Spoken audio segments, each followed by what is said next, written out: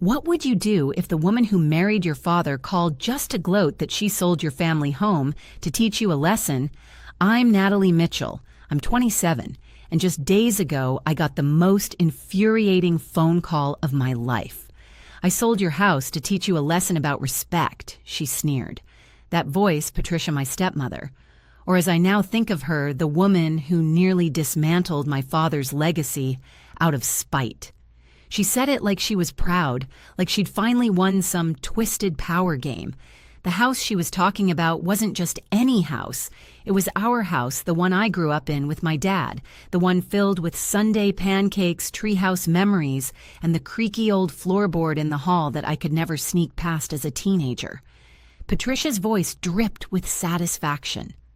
The new owners move in next week. She even had the audacity to call it a fresh start. I paused, let her sit in her smugness for a moment, and then I answered calmly and clearly, "Good luck with that." Because what she didn't know, what she never saw coming, was that I had met with my dad's lawyer a month before, and the truth was about to hit her like a freight train. But to understand how we got here, we need to go back. Growing up, it was always just me and Dad Robert Mitchell. He was my whole world. My mom left when I was 4, and from then on, my dad became everything: my protector, my provider, my biggest cheerleader. He built a successful construction company, from the ground up, worked long hours in steel-toed boots, and came home every night smelling like sawdust and hope. Our Victorian home on Maple Street in suburban Michigan wasn't just shelter, it was a symbol of what we built together. Every Sunday he made banana pancakes in his old flannel pajamas. Every summer we fished on Lake Michigan and grilled what we caught. He taught me how to change a tire, how to look someone in the eye during a handshake, and how to never let anyone tell you your worth. But even good men have blind spots. 5 years ago, Dad met Patricia at some fancy charity event downtown. I was 22 in college, and honestly, just relieved he seemed happy again. She was charming, said all the right things. She laughed at his jokes, praised his business. She even pretended to love old homes and restoration work. They dated 6 months before he proposed. The wedding was small, tasteful. Patricia wore pearl earrings and smiled like she belonged. And maybe in those early months she really did love him. But it wasn't long before things started to shift. She began updating the house. Our soft lived-in furniture was replaced with stiff modern pieces. Everything had to be white, sterile, expensive. It no longer felt like home, it felt like a showroom. Still, I kept visiting every weekend, sitting through her forced small talk and fake smiles. Dad didn't see it. He just wanted her to be happy, and I didn't want to ruin that for him. But then last year, everything changed. Dad was diagnosed with pancreatic cancer, the kind of diagnosis that stops the world cold. And Patricia, the woman who had played doting wife in cocktail dresses and catered brunches, vanished. Not physically, oh no. She was around, but her headaches started. Her emotional exhaustion flared. She couldn't drive him to treatments, said hospitals made her anxious. So I took family leave from my job. I moved back into my old bedroom. I became his nurse, his driver, his everything again. Patricia moved into the guest room. She started spending her days at spas and lunches with her grief support circle, but rarely showed up when Dad needed her most. She'd flinch at the oxygen machine's beeping, complain that it disturbed her sleep, and I once caught her muttering about how this wasn't what she signed up for. But Dad, even in pain, even weakening, he saw more than he let on. One quiet afternoon while she was out, he squeezed my hand and whispered something that I will never forget.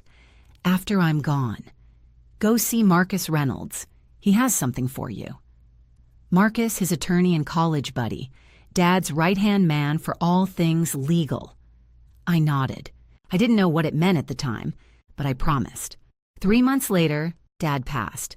At the funeral, Patricia wore a designer black dress dripping in pearls and posed like a grieving widow for every camera.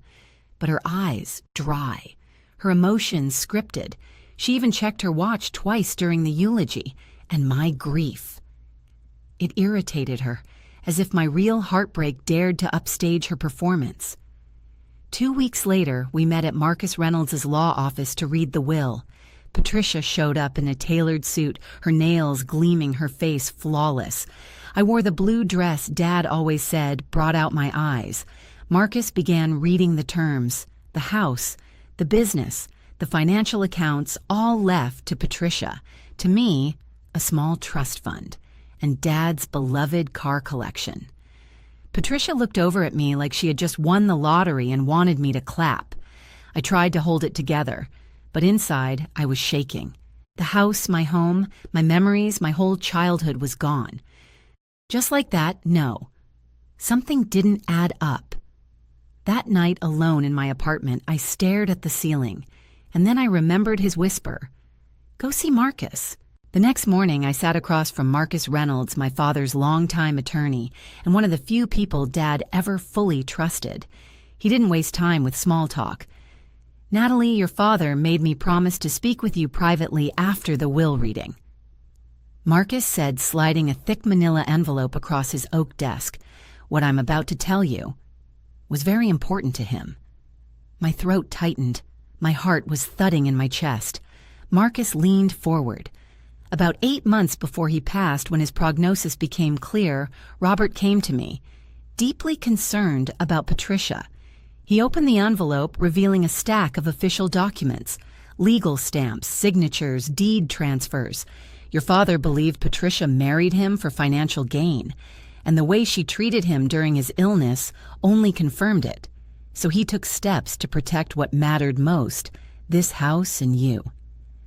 I stared at the first document, a quitclaim deed, the name on the title mine, Natalie Mitchell, Italy. 6 months before his death, Dad had transferred full legal ownership of the Maple Street house to me. We filed it with the county but kept it confidential, Marcus explained. He wanted Patricia to believe she would inherit the property. He knew if she discovered the truth before his passing, it would make those final months unbearable. My hands trembled as I flipped through tax records, utility statements, and even homeowner's insurance, all updated to reflect my name, all set up by Dad silently behind the scenes. "Everything has been handled," Marcus said gently. "The house is yours, legally, irrevocably." He handed me a smaller envelope, this one handwritten, Dad's handwriting, to Natalie. I opened it slowly. Inside was a letter, one I'll never forget. "My dearest Natalie, if you're reading this, I'm gone and you've done what I asked. I'm sorry for the secrecy, but I needed to protect you and our home from Patricia. That house holds the spirit of our family. I knew you'd understand its heart. Be wise. Be strategic. Let Marcus guide you. I am proud of you always. Love, Dad." The tears came hard and fast. That letter wasn't just paper. It was proof that Dad saw the truth, that he believed in me, that he had not left me behind. "What should I do now?" I asked Marcus, wiping my face. "That depends," he said. "You have every right to take possession immediately. Patricia has no legal claim, but sometimes it's better to give people enough rope." So we made a plan. I wouldn't move back in, not yet. I'd temporarily stay with my best friend Sarah just a few miles away. Meanwhile, Marcus would quietly monitor the situation. "If Patricia tries to sell, renovate, or even remove a fixture, it's illegal," he assured me. "And the more she does, the stronger your case becomes." That night, I returned to the house while Patricia was at a spa retreat. I packed essentials, photo albums, my grandmother's quilt, Dad's favorite books. Irreplaceable things Patricia might destroy out of spite. As I was loading the last box into my trunk, she pulled into the driveway in her luxury SUV, stepping out with a shopping bag and a smug smile. Finally accepting reality, she asked, arms crossed. "Just getting organized," I replied, keeping my tone even. She leaned against her car, practically glowing with condescension. "I've got a real estate agent coming tomorrow. This neighborhood's hot. I could make a fortune."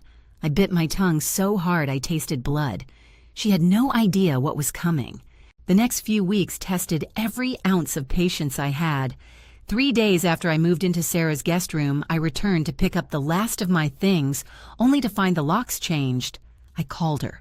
She answered sweetly, Oh dear, did I forget to give you the new keys? I've just been so scattered since the funeral. Security is important, you know. I reminded her I still had personal belongings inside. Of course, sweetheart.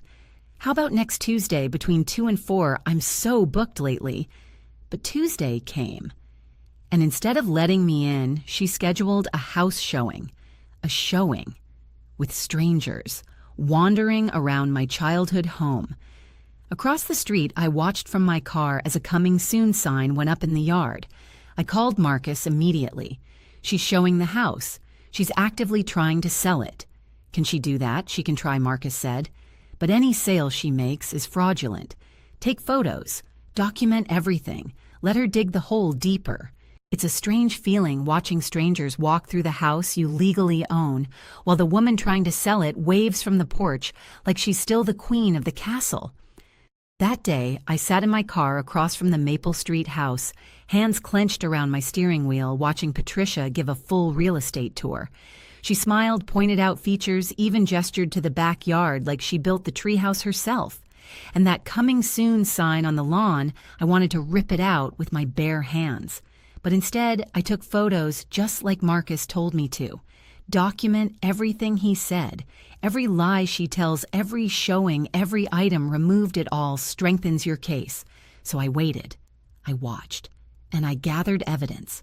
But nothing could prepare me for what I saw the following weekend. Patricia finally agreed to let me retrieve more of my belongings. But when I walked into the house, my childhood home, it felt like a stranger lived there. The family photos were gone, replaced with generic art pieces from some sterile home decor catalog. Dad's chair, the worn leather recliner where he used to read the paper, where he rested after chemo, where he held me during some of the hardest moments of my life, gone. "Where's Dad's chair?" I asked, trying to sound calm. Patricia didn't even blink. "Donated," she said, pouring herself a sparkling water. It was old, ugly, didn't fit the look I'm going for. My stomach twisted. Didn't fit the look she was going for. This wasn't just furniture. This was history, our history. And it didn't stop there. "His book collection?" I asked. She shrugged. "Some professor from the university bought them. $800. Honestly, I was surprised anyone wanted that dusty old stuff. My father's rare first editions, Hemingway, Steinbeck, Baldwin, gone. Sold off like junk. I nearly lost it. But I didn't. Because I remembered the letter. Be strategic. I walked through each room like a visitor in a museum of loss. In the bedroom, I noticed my grandmother's antique jewelry box was missing. "Where's the jewelry box?" I asked. Patricia frowned. "Didn't you already pack it? Or maybe the cleaning crew moved it. They were very thorough after Robert passed. That jewelry box wasn't just metal and velvet. Inside were my mother's wedding ring and my grandmother's pearls. Gone. Stolen. I didn't accuse her, not yet. But deep down, I knew.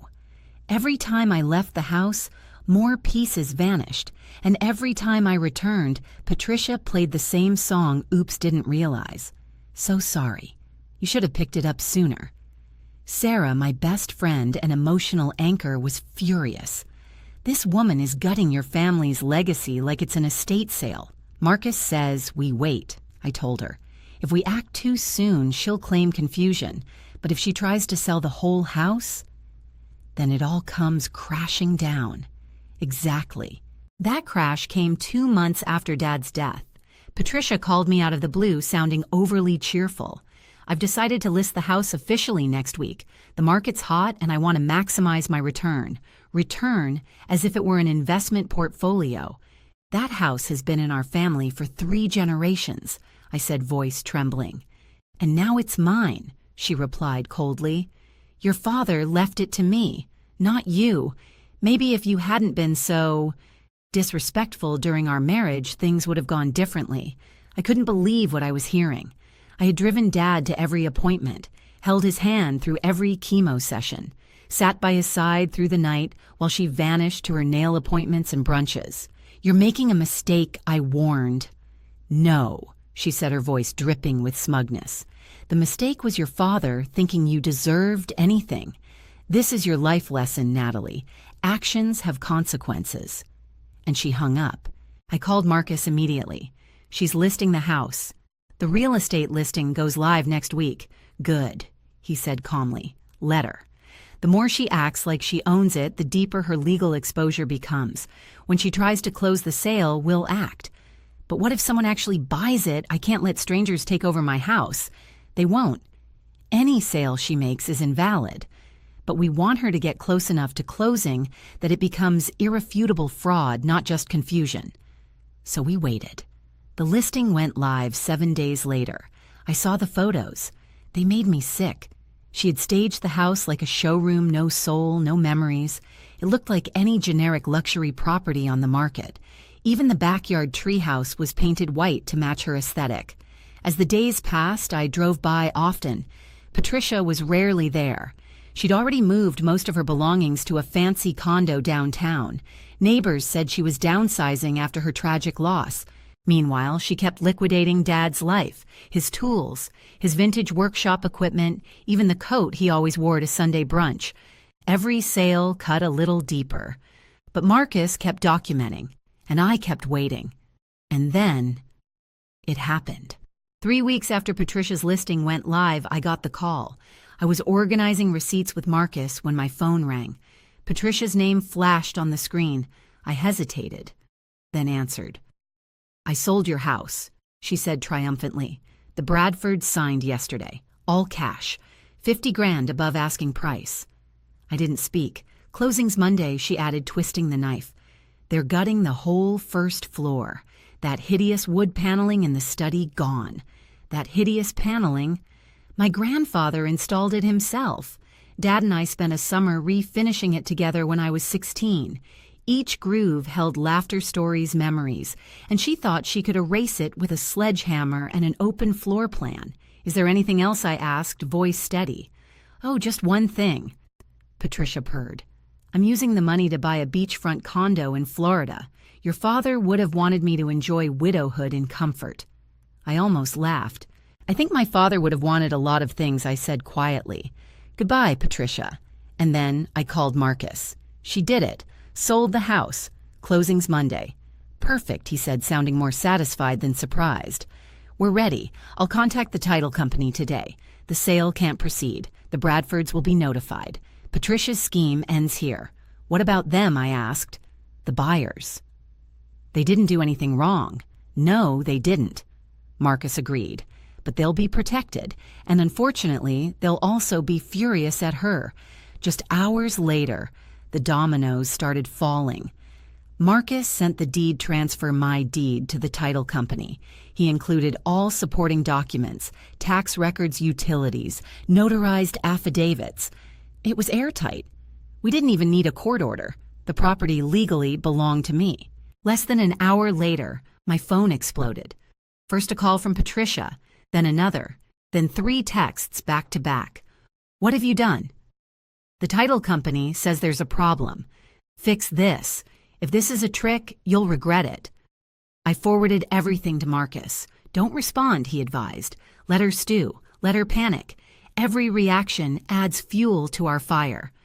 That evening, Patricia showed up at Sarah's apartment. She pounded on the door, yelling my name like a scene out of a courtroom drama. Sarah and I watched through the peephole. When neighbors peeked out, Patricia instantly shifted tone.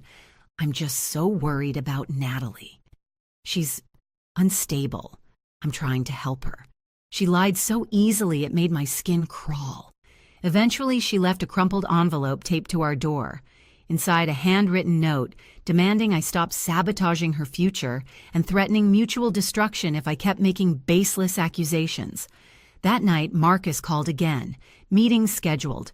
Saturday. Everyone will be there. Patricia, the Bradfords, both agents, the title company, you, me. Should I be nervous? I asked. No, he said. You should be proud. Your father's plan worked. I didn't sleep that night. I kept hearing Dad's voice. Be patient. Be strategic. I'm proud of you. Sarah helped me pick an outfit, nothing flashy, just a clean navy blazer and the white blouse I wore for job interviews. Something that said, I'm not here for drama. I'm here for truth. Saturday morning.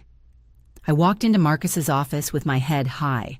Patricia was already there, dressed like she was attending a charity gala.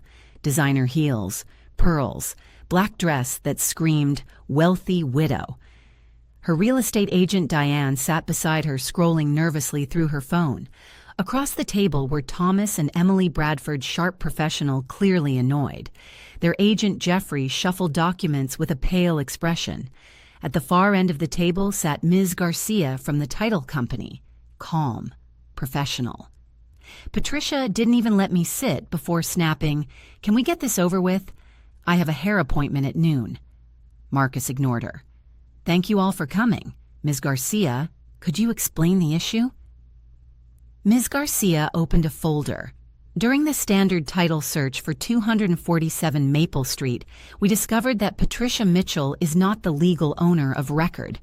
She slid a document across the table. The property was transferred 6 months ago to Natalie Mitchell via quitclaim, deed signed and notarized by Robert Mitchell. The Bradfords looked stunned. "This is absurd," Patricia barked. "Robert left me that house in his will. I have the will." She slammed a folder onto the table. Ms. Garcia reviewed it calmly. "The will is valid, but the deed transfer occurred before Mr. Mitchell's death. Therefore, the house was no longer part of his estate." Patricia's face flushed. "This is forgery. He would never do that without telling me." Marcus slid another document forward. "Here's the notarized deed, with confirmation from the notary. We also have supporting statements from Robert's doctor and 2 witnesses confirming he was of sound mind." Thomas Bradford leaned forward. "Are you saying we've been buying a house from someone who doesn't own it?" "Precisely," Marcus said. "Any sale would be fraudulent." Emily's voice cracked. "We put down a $20,000 deposit. We gave notice on our apartment. We move out next week. Jeffrey looks sick. We were assured the title was clean." Ms. Garcia frowned. "We were rushed through with a preliminary commitment at Patricia's request, based solely on the will." Diane, Patricia's agent, stammered. "Patricia told me it was all in order. She promised." Patricia was unraveling right in front of us. She stood trembling as if fury alone could erase the truth. He wasn't thinking clearly. He was sick.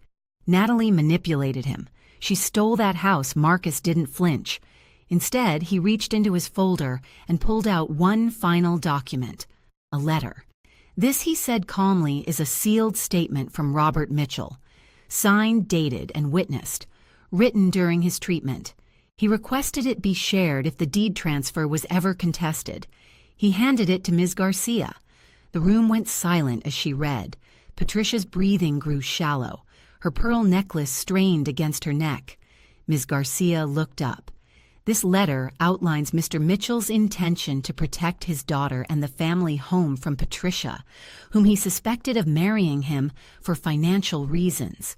It details her behavior during his illness and confirms his full mental clarity when he signed the deed." Patricia collapsed back into her chair, her composure gone. "You turned him against me," she said through clenched teeth, eyes locked on me. "He always chose you." I didn't flinch. "He didn't choose me over you, Patricia.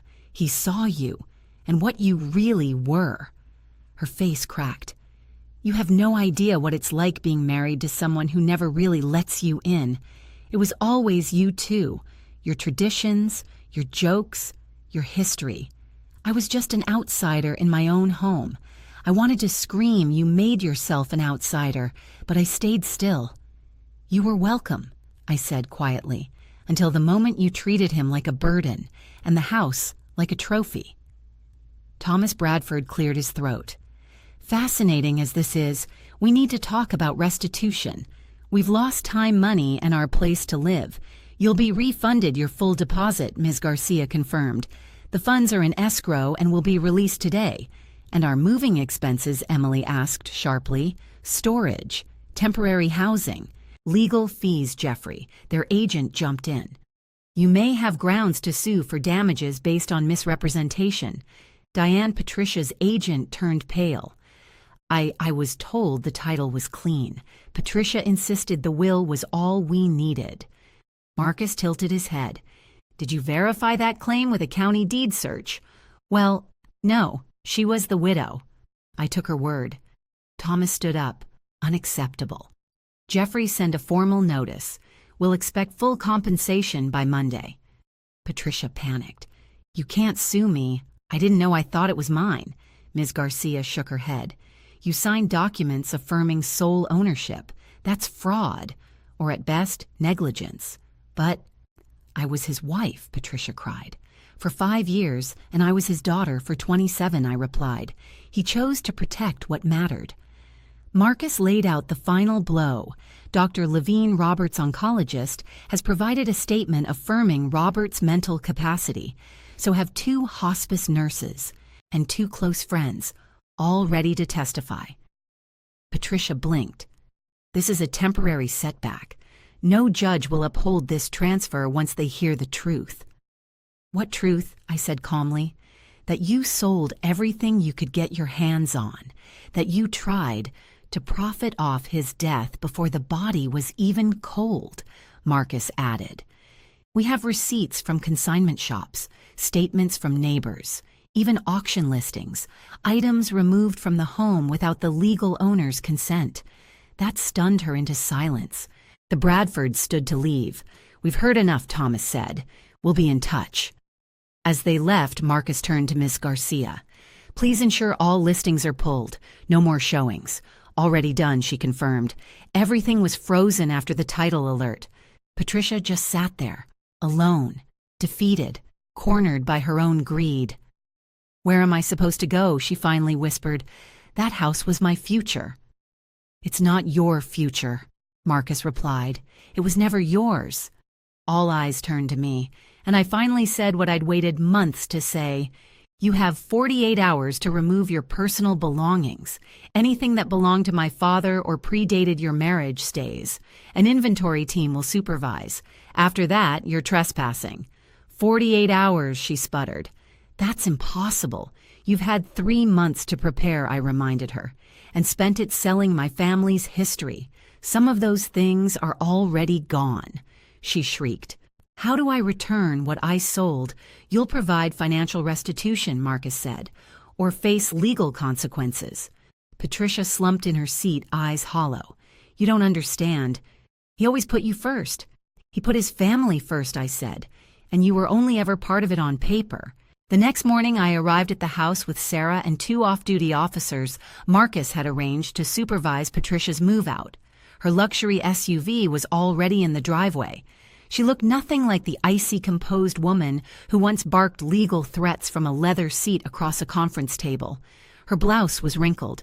Her hair was frizzy. Her eyes hollow.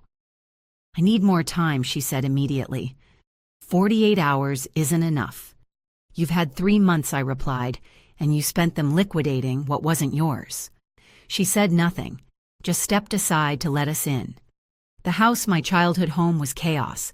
Half-packed boxes, walls stripped bare. My father's desk, gone.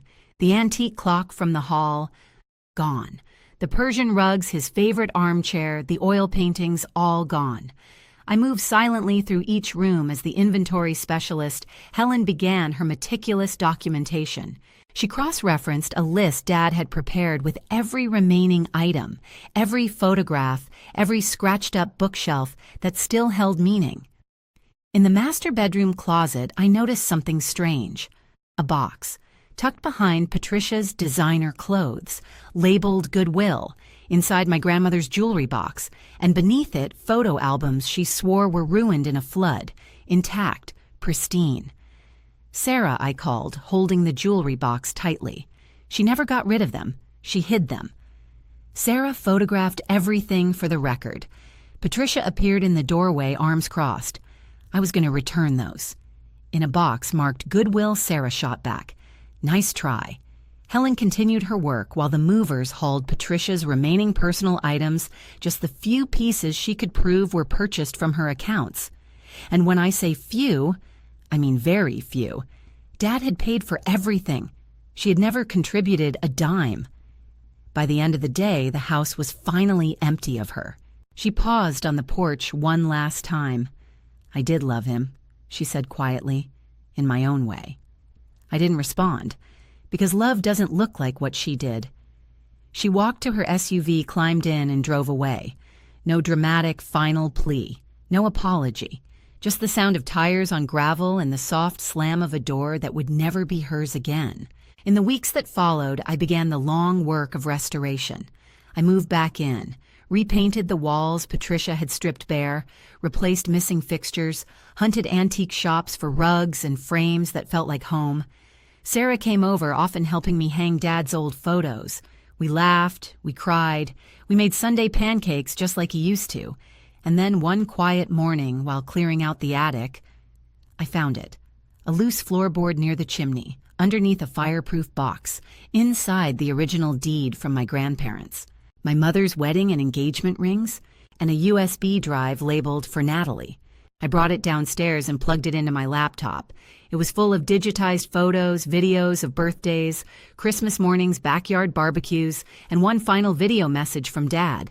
His voice was weaker, his eyes tired, but his smile was the same. "If you're watching this, sweetheart, you made it. You found your way. I always knew you would. The house is yours now, but it's just walls and a roof until you fill it with love. Make it yours. Make it ours again. That's all I ever wanted." I sobbed, grief and joy entwined. He had thought of everything, even from the other side of goodbye.